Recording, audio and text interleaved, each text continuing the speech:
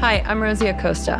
I'm a meditation teacher, speaker, and author of You Are Radically Loved, a healing journey to self-love. Look, I grew up in East Los Angeles during the '92 LA riots, and it set me on a troubled path. I didn't grow up with mentors in my life, so I turned to reading as many books as I possibly could to learn about the purpose of life.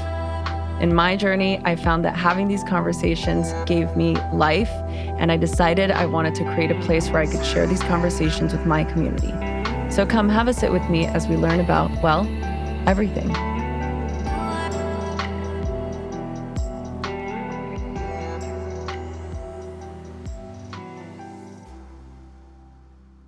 Hello, everybody. Welcome back to another episode of the Radically Loved podcast. I am extremely excited for today's guest.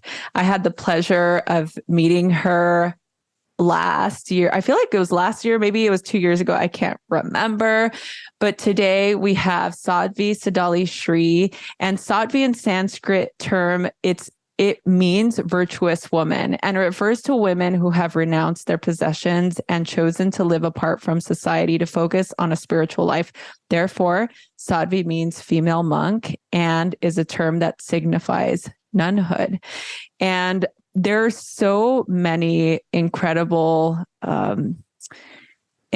facets to this person's life and what she's created and what she's done. And when we discuss how we met, you'll understand why I am so inspired by the work that she's doing in the world. So everybody, let's hear a round of applause and welcome Sadhvi Siddhali to the show. Thank you so much, Rosie. Thank you. So honored and excited to be here with you. I have so many questions, and especially for people that are listening that don't know what being a female monk is, especially a Jain female monk. Am I saying that right? Is it Jain? Yeah. Yes. Okay. Jain female monk. You're also a U.S. Army Iraq veteran. You're an international speaker. You're an author. You're a documentarian. You're a social justice warrior. I mean, your resume of selfless work in the world is like so incredibly inspiring. I was telling one of my friends about the documentary where we met and about human trafficking, and it was so impactful to me and my partner. I came with Tori, my fiance, and he was equally impacted, and we were just so grateful that there are people like you that are doing this work in the world. So again, I'm sorry. I'm gonna let you speak. I'll let you speak, but I just so again want to express my gratitude for you being here today. Thank you. No, I'm excited and, learning about you and, what I've heard about you and of course your podcast, we both have come from, hard beginnings. You didn't know this about me, but I'm from LA. I grew up and was raised in Wilmington, California. I went to Catholic school and would have never imagined that this almost 40 years later, I'm going to be in Texas, running a retreat center, being a filmmaker and so forth. But I always come back to my beginning, right? Because that's the humble humility practice of the spiritual path is like you came from somewhere, you've experienced so many things, and it's through the values, the life experiences, and that's what turns you into the being who you are today. So growing up in Wilmington, I had not that it was like a super troubled childhood, but I mean, I did experience trauma, child abuse in that sense. And, there were gangs and drive-by shootings and so forth. So when people know that I come from Wilmington, they're like, wait, what? Where are you coming from? And it's like, anything is possible. And I mean, just pain to purpose, right? Yeah. And it really is, the sort of experience of allowing your pain to be your message too, and part of what inspires you to help people. I mean, I know that one of the things that really helped me stay on my path in the world of meditation, mindfulness, yoga, was the fact that I saw how deeply it impacted my life. And I wanted to be able to bring this to people like the people I grew up with, people in my community and people who don't see a path forward other than what society has presented to them. And so, yeah, I mean, look, this conversation can go in many directions, but I think just to begin, because I feel like your spiritual practice is such a pivotal stronghold in your being and when what you do. Do you mind telling us a little bit more about Jainism and how it differs from, let's say, like Buddhism or other spiritual practices? It's actually really close to, just think like an Indian form of Catholicism. It's really interesting, right? That's literally the best description. So good. Literally. So you have your monks and nuns, you have your rosary, right? You have your self-reflection, meditation, but of course you have like different things like found in Buddhism or Hinduism. So really I don't even consider it a religion, because when I actually moved like onto the spiritual path, I remember just having this, conversation with God. And at that time I was 18 and I was going to a yoga studio, and I'm like, oh my goodness, like I'm finding God here, right? I'm experiencing this peace. I was raised Catholic, went to Catholic elementary school, high school, altar girl, volunteering, and all of these things. And so it was in my blood, right? But something was missing, and I was going through a lot of pain. My mom had passed away when I was 13. So when I was a teenager, there was a lot of pain. There was a lot of anxiety. There was a lot of just so much heartbreak, just to think like, okay, my mom is gone at one that was hard. And then at the most critical time in my life, I'm trying to find myself and I can't figure it out. I don't have that female guidance. And so I was lost, and I was very angry at God, because I was like, I'm so religious. I'm so like in total surrender, God's will all the way. And then this is what happens, right? So I was just blaming God. But I just didn't understand that, maybe I had to go beyond that. So 9/11 happened. And that was one of my kind of catalyst moments where something needs to change inside of me, because I was unhappy, but I knew that happiness was on the outside. I knew that there was purpose outside, but I just couldn't access it. So it's actually, and that's why I love the title of your podcast. It was the journey of self-love, right? And I didn't know what that meant, because in Catholicism, it's always serving others, serving God, loving others, silencing your voice. I'm by background Filipino, like suppress your emotions, be quiet, So, I mean, you're nodding like keep you it get all it. in. You Yeah, get no, it. I get it. Totally. Keep it on in. Happy I'm face. a recovering Catholic as well, so I get it. So just going through just that transition of and coming to this moment where like, okay, I want to find God more. I want to know and love myself, because this is like a whole new idea. But I feel guilty, because I was raised to feel guilty about, challenging and doubting and questioning God, right? And Jesus and all of these things. And I have a story to tell you later, but, just that transition. I remember going to the yoga, or about to go to the yoga studio, and my dad says, you're going off to that yoga studio again. You're joining a cult, and this is 2002, right? Yeah. This time. So it's not like yoga studios were everywhere. It was very thin, especially like Torrance area and stuff. So I just remember crying in my car and just, having to make the decision. Do I follow the God of my past, or do I follow the God that's I'm feeling so blissed out inside right now? And that was the yogic path for me, right? Like that was the beginning. So I remember crying and then turning on Enya and then driving to the yoga studio, right?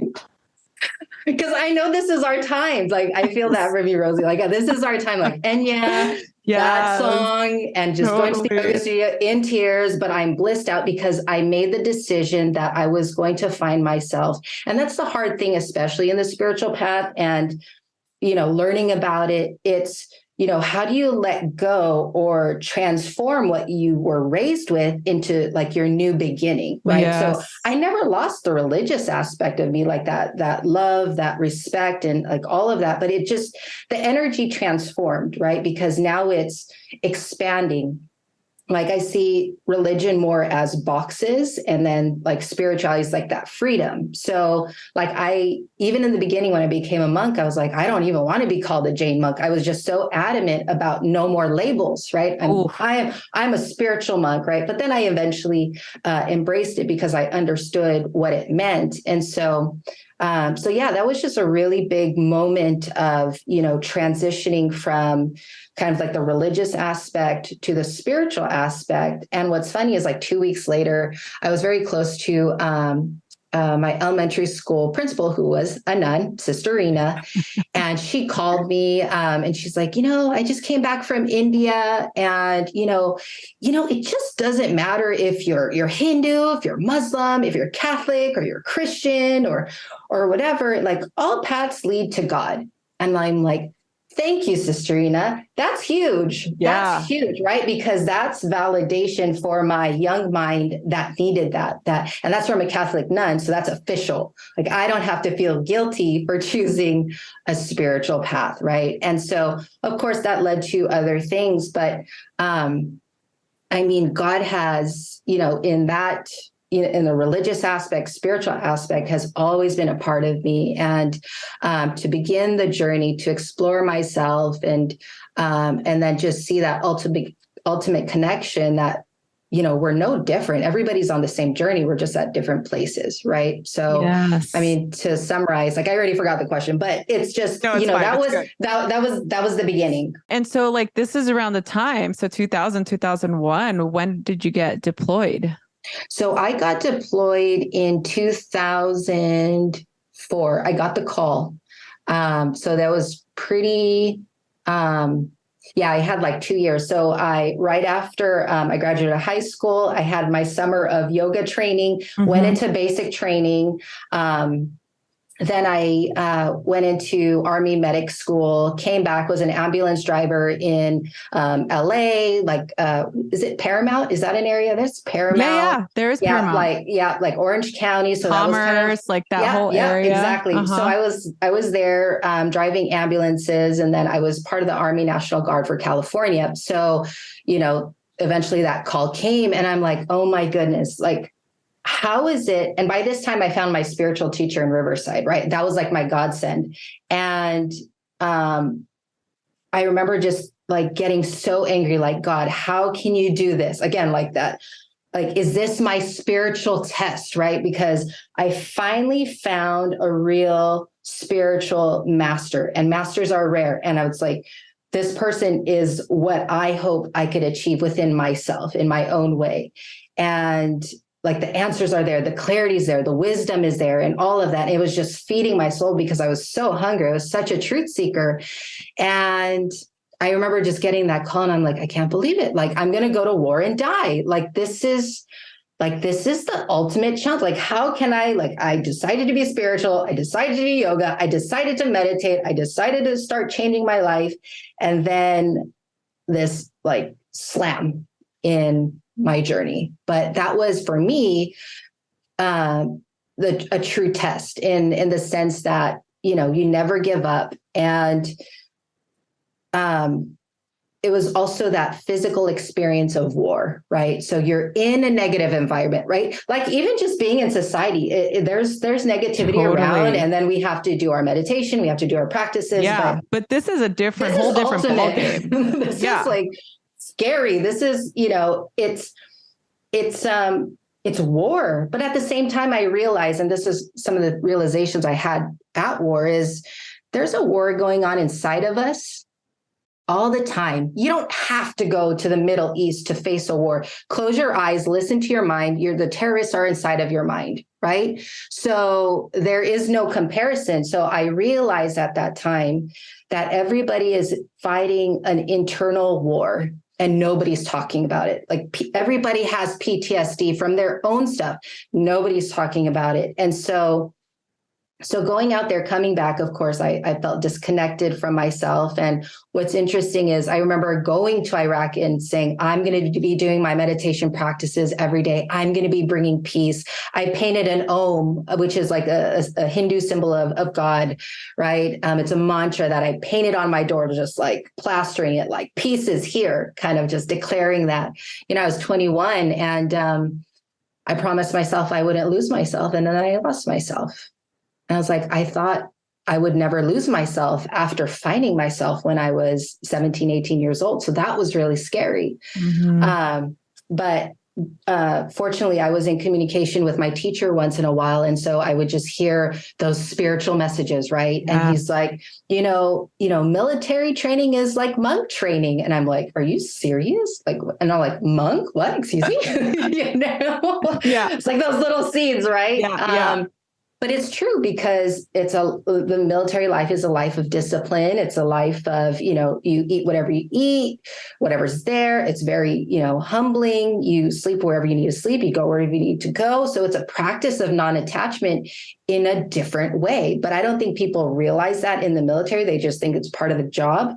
But as a spiritual practitioner, it was actually preparing me to take on the monk life, right? That discipline, the practices, the structure, the steadiness, and so forth. So, weapon of love now, right? Wow. Yeah. I mean, what, and coming out of that, like, what was that like for you? Obviously you had some traumatic experiences when you go to war, as you do, and I work with a lot of, veterans of war, practicing mindfulness, practicing yoga nidra. And for years, it's so interesting how it impacts people differently. Right. Mm-hmm. And so what was your experience? How long were you there and what was that transition coming back home? I was deployed for 16 months and coming back home was very, very hard because I lost myself, right? So I'm feeling very disconnected and then I'm home and I don't feel like, I think everybody was happy that I was home, but not everybody was looking to listen and understand what I had gone through. So I was just connecting with, the soldiers I deployed with, but that was it because of the friendships, I feel like I mentally survived at war, but then I came home and it's like, I want to release, but it's like, we don't want to hear it. Like it's too much for us or something. Yeah. And I was just trying to respect that, but it also frustrated me because I'm also trying to heal too. So, I mean, I just remember being like very hypervigilant. I hear a car pop. So I duck behind the couch. I hear, like the backyard door open and like I grab a knife just to protect myself. It was just really weird and feeling lost, feeling a lot of anger. Just because like my body had gone through so much shock in that sense. So it's kind of like everything starting to come out and at the same time feeling numb. Mm-hmm. And then it was like, I don't even know how to get back to my old self. And so, I mean, I was connecting with my teacher. I went to the Riverside Ashram and that was always helpful, but I was still pretty lost. Like by this time, I was drinking a lot. I was smoking a lot. And I mean, before Iraq, I was, trying to be spiritual. So I didn't do those things. And then after that, it was like party all the way. And then, I mean, you're familiar with satsang. And so for the listeners, so a satsang is a community gathering of spiritual learning. And it's really embarrassing, but I even attended satsang on a hangover. I was so desperate to hear something good, but I was just a mess inside and I was so ashamed. I was so embarrassed, but I'm like, I need help, right? I need help. And so after some time, I just remember reaching this point where I really need to change and I need to get serious about my spiritual path. And I went back to my teacher and I said, I'm ready. I'm ready for training. Like, I want to be a monk. I know I need to clean my life up. And so he started me on pranayama, his Purnam yoga system, starting to clear the toxins, getting back into my discipline of meditating every day, doing my yoga every day, doing my mala, my mantras, using the rosary. And, it's just creating my own bubble of spiritual living again. And I was not going to let anybody, any situation, no nothing stop me, even though everybody thought I was crazy. Yeah. I mean, right? my question, how does this impact your relationships? Oh yeah, like my dad was still like, "Oh, you're going to that ashram again." I'm like, "This is saving my life. What are you talking about?" My friends were getting scared for me because they were losing the person they knew in their mind, right? Because now I'm not going out, like, let's say, partying, or I'm not going out doing something, or I just don't find pleasure in doing something that I used to do. And I'd rather be at home practicing like my quietness and like my meditation or whatever. So they felt like they lost me. And then part of me was angry that they don't get me, that they don't accept me, and just going through that side of things. Yeah. And I just felt alone. And so it's weird because it's like I'm already starting to renounce my family and friends in that sense, because in a way, that's kind of what you need to do, at least not be affected by it, in order to be a monk, right? You're renouncing the world. Doesn't mean you're saying goodbye. It doesn't mean you stop loving them, but you're not attached to them in the sense that they hold you back, right? And that's like being a monk was the ultimate practice, I think, of following your heart in my case, because I'm letting go of everything to do this life, because this is the only thing that makes sense. Like my spiritual life, I want that 24/7 for the rest of my life. And I want to focus on spirituality because that is what I can see the only freedom. There's no freedom in money. There's no freedom in fame. There's nothing in ego, power, like all of that stuff. Like none of that is going to bring me to my soul inside of me. It's actually more of a distraction, right? So I was chasing that, and I'm still on that journey. It'll be 15 years as a monk this year. Wow. But it is like my cousin still, she's like, "So are you kind of done? Are you going to come back home soon?" I'm like, dude, it's like, I feel like it's like been it's over a decade. Yeah. Right? Like, I think I'm good. Like, this is not like the excitement thing. It's not like I'm going to go try something and then you stop it after 3 months. Right. It's a lifelong commitment. It's a lifelong commitment. I took vows to be a nun, and that's what I did. So I love that. I mean, the fact that you were able to heed that voice within you to make that decision and follow your path. I can absolutely relate to that when I did my meditation for the first time, and I felt my breath for the first time, and I felt my body for the first time. And I was 15, 16 years old, where I was, so used to disassociating from my body, childhood trauma, like, being in an environment that was constantly on, you were in fight, flight, or freeze. It really showed me that there was something bigger that I can lean on. And being raised Catholic, it's the same thing, right? This is your conduit to God only.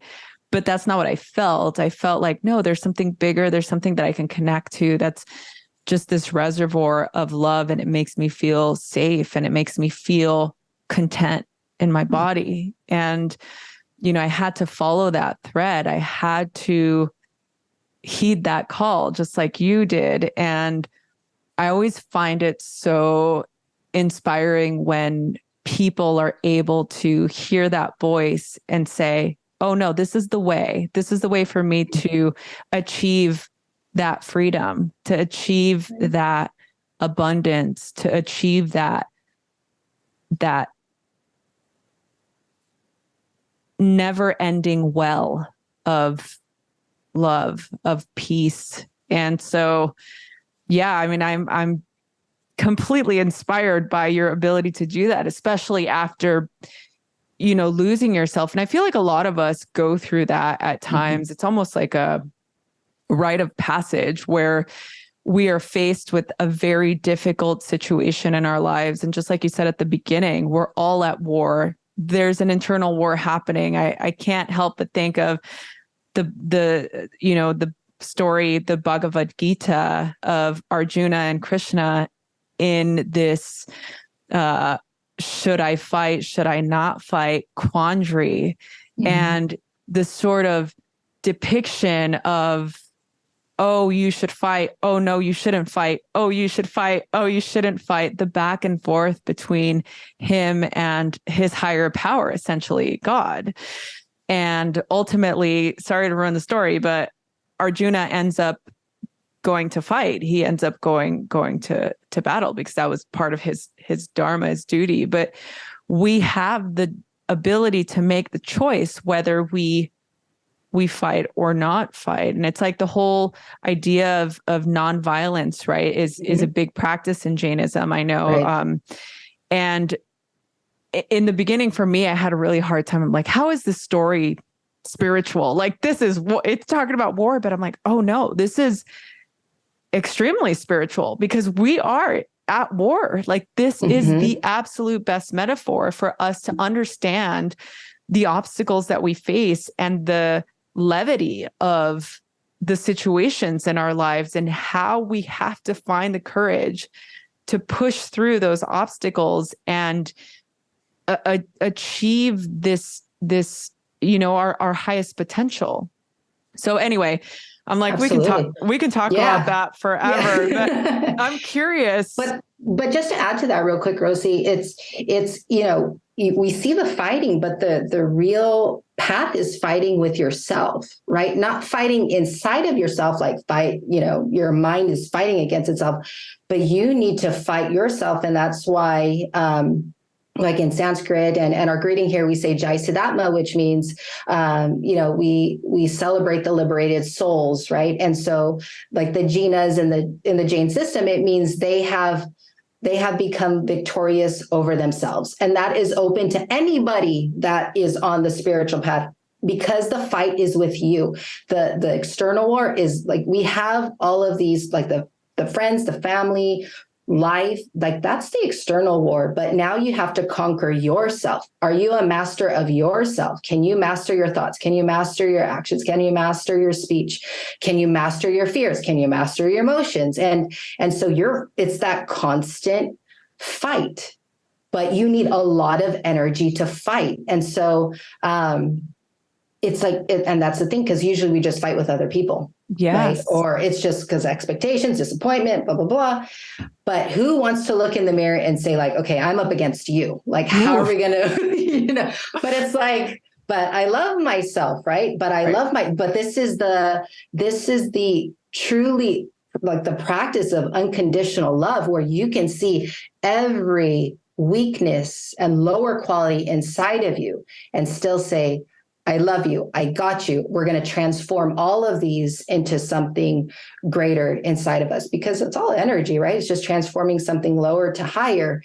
But to face that, usually no one wants to see that, right? No one wants to know that they're actually being judgmental, or they have an addiction, or they have an anger issue, or they're jealous, or whatever, or they have an ego. No one wants to see that. Even spiritual people, like I see that a lot, especially like because they think, oh, because I'm spiritual, I'm better than the Catholic that all that. No, humble yourself, right? Because the higher you go with your mind, the harder the fall. So it's better to stay grounded, right? Oh. So facing yourself, and this is a technique for your listeners. It's called the spiritual practice, and it's called pratikraman. And basically, this is self-analysis. So at the end of each day, you analyze what are your mistakes during the day. So you want to call that sins, mistakes. I'm telling you, Catholicism, Jainism, right? But let's call it a spiritual practice, because that's what it is. Like, no labels, right? No labels. No labels. And and then you're honest with yourself, like, oh, okay, I said a bad word today, or I judged somebody one day, or somebody cut me off on 405 and I flipped them off, and you just note these, because something about nonviolence is, we consider ourselves good people, but we also don't see the violence that we commit to ourselves and others. So nonviolence is kind of like the extra level of practice and awareness that, okay, I'm going to be nonviolent towards myself in my thoughts, actions, and speech. I'm going to be nonviolent towards others, not just humans, animals, living beings. Don't kill a spider, kind of thing, in your thoughts, actions, and speech, because you are that. you don't see it right now, but that is you. So coming back to, you have this list of, what the mistakes you've made. And then now you can practice that awareness. And now you can start working on yourself. But who wants to do that as a practice, to see and face every single day all of your wrongdoing? So that's why we call it in our practice self-analysis, because this is not the criticism or judgment that we kind of have in society where like, oh, I'm criticizing myself, I'm being hard on myself. This is actually using it with the intention of improving yourself, of raising yourself. Like, how do we grow into our higher self? Well, you got to see the low, because otherwise you can grow spiritually, but then you're going to feel capped, right? You're going to feel like, well, why am I plateauing? Why am I not being able to push beyond? Well, maybe you need to go deeper and deeper into the things that you don't want to face, the pain that you don't want to, look at, or the fears that maybe, you've covered up, but it's really deep down inside of you. So this practice helps to bring things slowly into light. So as a beginning spiritual practitioner, these are the things you can work on, improve, and then now you're practicing awareness. And then now throughout the day, you're becoming better and better and better. And you're just like, oh my goodness, I could do this. I love myself for this. Like I can forgive myself. I can trust myself. Because you're laying it all out on the page, and there's no hiding. You can't hide from your soul. Yeah, so you might as well get on the same page and like, let's do it. Soul's been waiting, right? Soul's been waiting for us. So. Oh, so good and so true. And what a great practice. Your social activism is such a huge part of your work as a monk. So can you share a little bit about the films that you've directed and why film has been such an important medium for you? Yeah. What's interesting is I didn't want to go home after school. So I didn't want to go home. It was just a dark place. It was a negative place. And I didn't want to face it. Unfortunately, one of my high school instructors, it was part of the ROTC program, and he wanted to do like a TV news show for the high school. And so I was selected as the anchor. And of course, I'm super shy, super like embarrassed. Like I'm sweating, just going through the scripts and repeating. I'm like, I hate my life. This is so embarrassing. This is 15, 16 years old, right? And you're just in front of like everybody. Yeah, right? Everyone. We're all feeling that way. Right. Yeah. But I found like a love for it because learning how to edit, learning how to use equipment, learning to tell a story or share the news. I enjoyed it. Like I just felt alive with it, and I didn't have to go home. I could stay at the school as long as I needed to finish my projects. And so, but I just thought it was going to be TV production. Like that was it. I didn't know I would actually use it in the future. So, from my experience, I was sexually abused when I was 6 years old. And I remember, I had forgotten about it. So I fully suppressed it. And because I had to survive, if I told anybody, the person would kill me, right? So going back to school, I had to appear normal. So I suppressed it and then I forgot about it. And it's interesting because a few years into monkhood, actually like 5 years, I was in a deep meditation. And that's something about meditation. You never know what's going to come up. And so I was fully in the state where my body was totally relaxed. I fully let go and I relived the entire trauma. And that was so hard for me because people come to the retreat center where I live and teach at, and, they're looking for techniques to heal from PTSD. And it's like, oh my goodness, everything's kicking up again. Everything's feeling like I'm feeling dirty. I'm feeling ashamed. I'm crying on the floor. Like this is totally out of character for me. And I'm like, okay, what do I do? What do I do? What are the steps? And then of course I started doing my practices. So, reliving that and then learning about human trafficking. So I started connecting to the survivors, like this is one experience that I went through and this has traumatized me. I can't even imagine when girls, boys, young or older are getting raped over and over and over again for profit, like just all around the world, including the United States, including California, LA, Texas, wherever.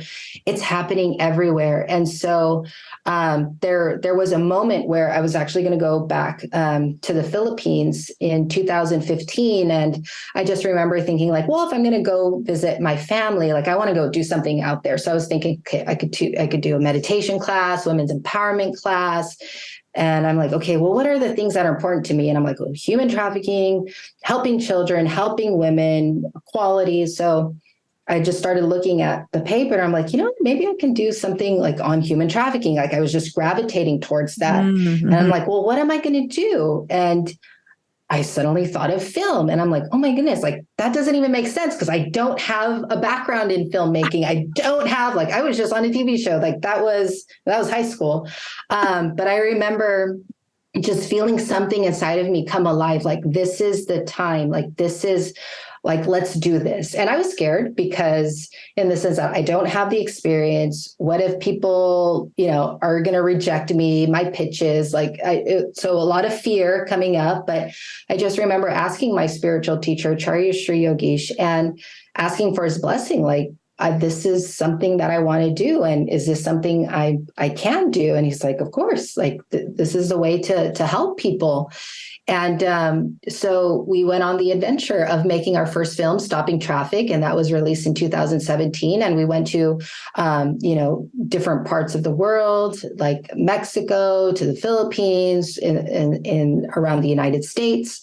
And it was such a huge experience, just interviewing survivors and just beginning my own healing journey in that sense. But it's interesting because it took the second film, Surviving Sex Trafficking. That's the one, you watched last year. Yeah.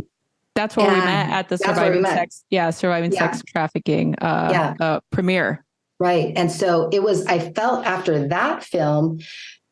So let me track back. So the first film, Stopping Traffic, was more of like, what is sex trafficking? Why does it happen? Where does it happen? And so forth. But we actually didn't feel like it was enough. Like it didn't feel complete. Mm-hmm. And so, the question came up, well, what happens to the survivors? Like, what's their healing journey? Like, what did they go through? Because it's one thing to survive the life, but then it's even harder in a way after they exit or get rescued or manage to escape, because now they have to close their eyes and remember and feel their pain again. And maybe they have a criminal background. Maybe they were, they just have a lot of mental, emotional, physical issues. And so what does that journey look like? And so within that film, just bringing in that spirituality, bringing in like, hey, pain is universal. Maybe we won't ever go through what like a sex trafficking survivor has gone through, but we can still relate, through pain. And through pain, all of us can heal as long as we take that step. We identify what is it that we're trying to overcome, what guidance, what resources, what do we need to do? And really that journey is the spiritual journey.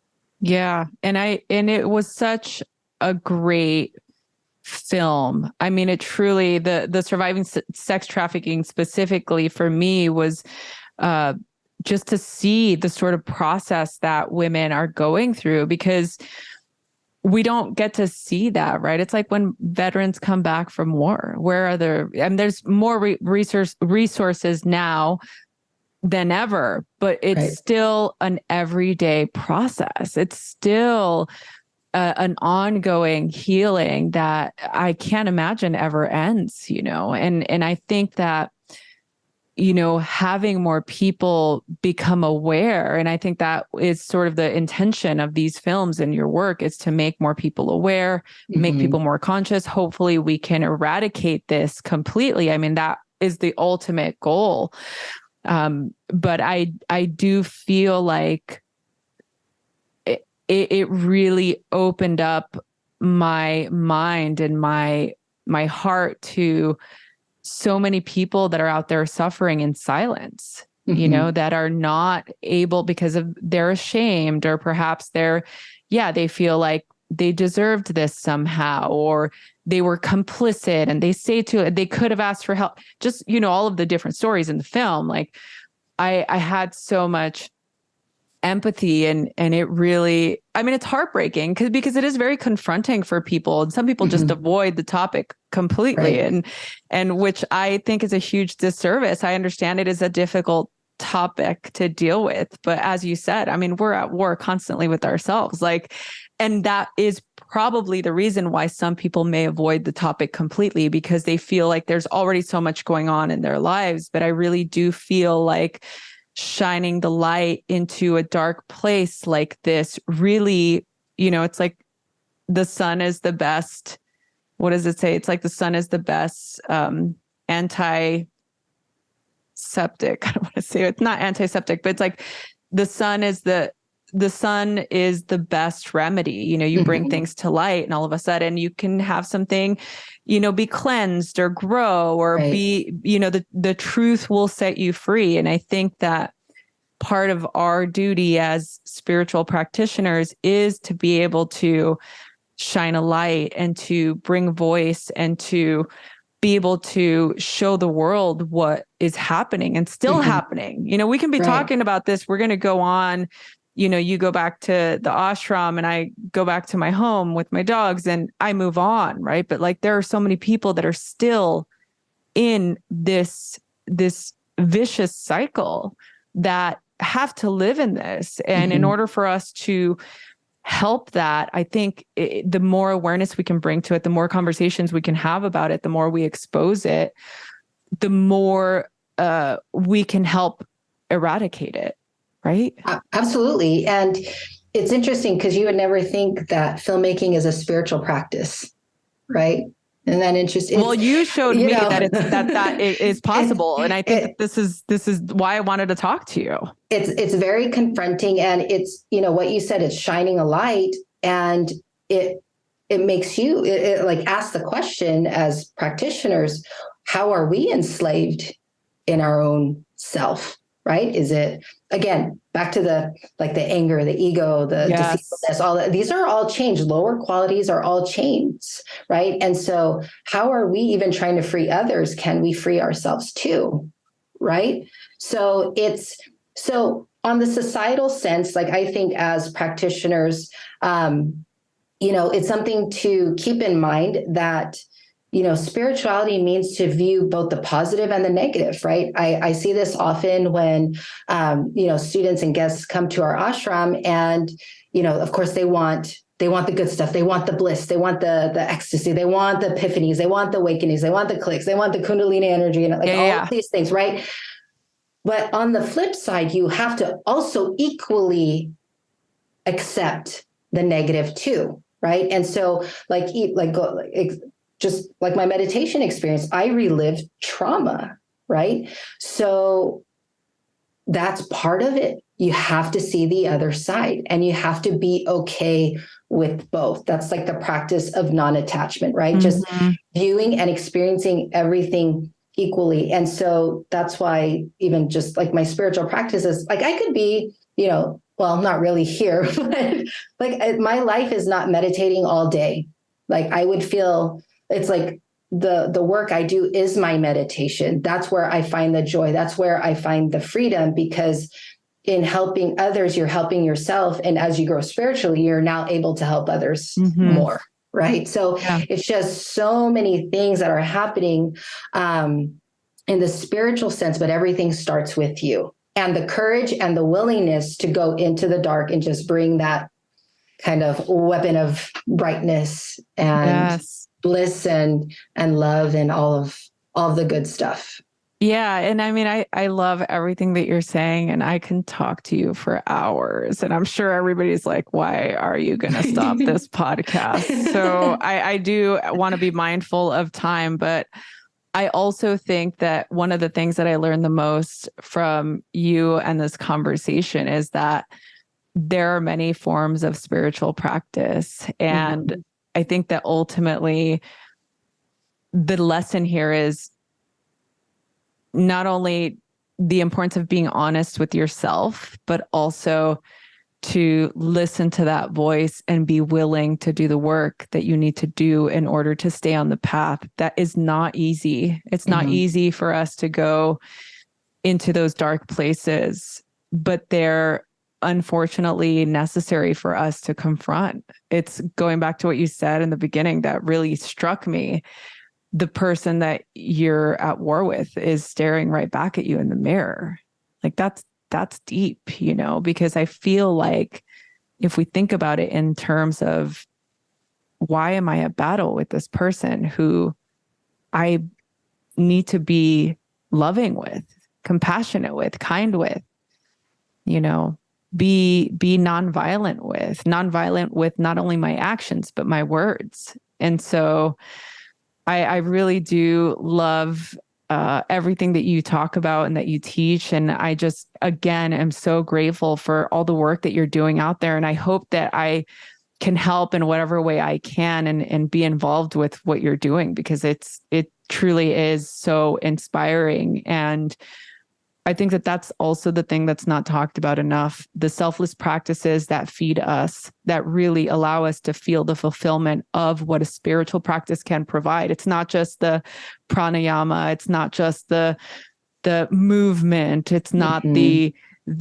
feel good serotonin going through your body. It's also those difficult parts that we at some point broach when we are doing spiritual practices, So all that said, to say thank you again for all the work that you do. And thank you. Before I ask you the final question, where can people go for more information or to connect with you?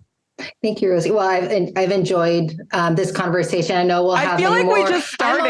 I'm already. I know, right? It's like part 2, and it's like, okay, when I go out to LA, we're going to do a workshop together. Yes. Let's do something. We're doing it.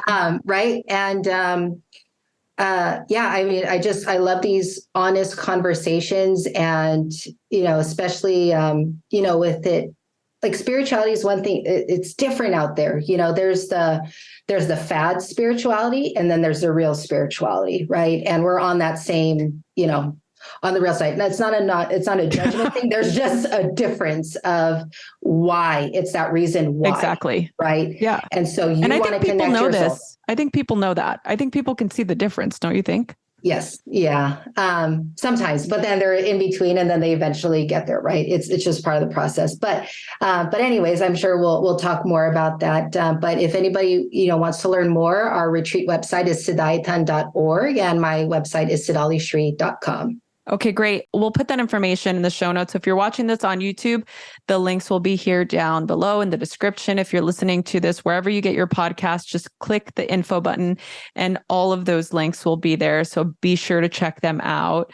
Again, I can't thank you enough for your courage, your willingness to do the work that you do, and for just being such an inspiring person in the world. I mean, you're really showing us what it means to be on the spiritual path. And again, I can't thank you enough for being able to meet you and having you be a part of our community now. I'm really, really looking forward to doing something with you. So the final question for you is, it pertains to the podcast and why I started the podcast. The whole idea is to bring people together, to get inspired, to provide support, and the knowledge that we are radically loved by God, higher source, higher power, whatever your belief is, that we are radically loved and supported.